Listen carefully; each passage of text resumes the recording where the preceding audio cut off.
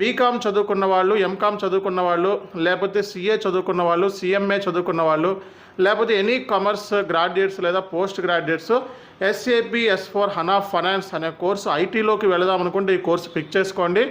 లేదు అనుకుంటే SAP end user కోర్సుని pick చేసుకోండి. సో కాబట్టి వీటికి సంబంధించిన ట్రైనింగ్ సంబంధించిన మనకి ఇమీడియట్గా మనకి రిజిస్ట్రేషన్ అనేది చేసుకోవాలనుకుంటే కాంటాక్ట్ అవ్వండి.